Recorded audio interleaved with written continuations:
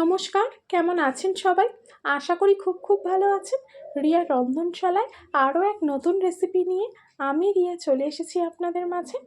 আপনারা অনেকেই হয়তো এই রেসিপিটা জানেন, আবার অনেকের কাছেই একেবারে নতুন। তো চলুন দেরি না করে ঝটপট রেসিপিটা দেখে নিই। আমার মা জন্মাষ্টমীর দিন এত সাবু ভিজিয়েছে তা আমরা দুদিন ধরে খেয়েও শেষ করতে পারিনি। তবে হাজার হোক পয়সা দিয়ে কেনা, তা তো আর ফেলে দিয়ে নষ্ট করতে পারি না বলুন। তাই এই পচা সাবু দিয়েই আপনাদের সাথে শেয়ার করব এক ইভিনিং স্ন্যাক্স রেসিপি। তবে আপনারা চাইলে বড় দানার সাবু 4-5 ঘন্টার জন্য ভিজিয়ে ব্যবহার করতে পারেন। প্রথমেই আমি ভিজিয়ে রাখা সাবুটা জল ঝাড়তে দিয়ে দিয়েছি, তারপর একটা গ্রেটারের সাহায্যে সেদ্ধ করা আলুটা ভালো করে গ্রেট করে নিলাম। এবার এই গ্রেট করা আলুটার মধ্যে আগে থেকে কেটে রাখা পেঁয়াজ কুচি, লঙ্কা কুচি ও কারি পাতাগুলো দিয়ে দিলাম। আপনারা চাইলে পেঁয়াজটাকে অ্যাভয়েড করে নিরামিষভাবেও বানাতে পারেন, সেটাও খেতে মন্দ লাগে না। এবার এর মধ্যে স্বাদ মতো নুন ও সামান্য একটু গোলমরিচের গুঁড়ো দিয়ে দিলাম।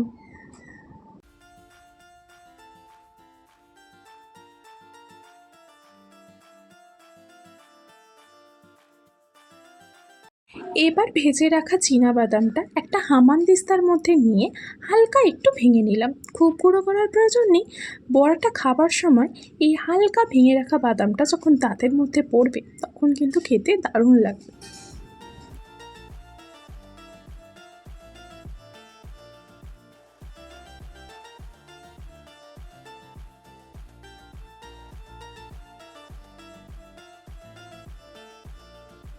এবার আগে থেকে জল ঝরিয়ে রাখা সাবুটা বাটির মধ্যে দিয়ে দিলাম।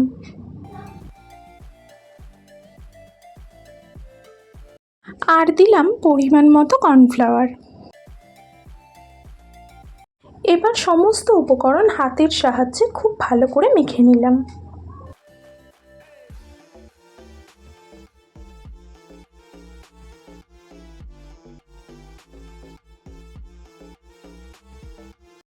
এবার কড়াইতে সামান্য একটু তেল গরম করে সাবুর বড়াগুলো এক এক করে কড়াইতে দিয়ে দিলাম।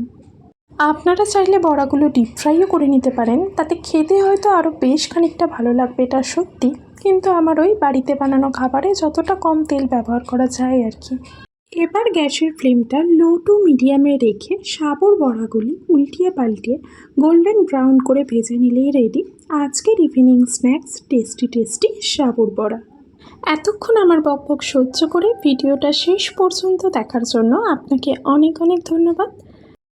ভিডিওটা কেমন লাগলো অবশ্যই কমেন্টে জানাবেন, আর ভালো লাগলে একটা লাইক করে চ্যানেলটা সাবস্ক্রাইব করে পাশে থাকার অনুরোধ রইল। আজকের মতো টাটা, দেখা হবে খুব তাড়াতাড়ি আর এক নতুন রেসিপির সাথে।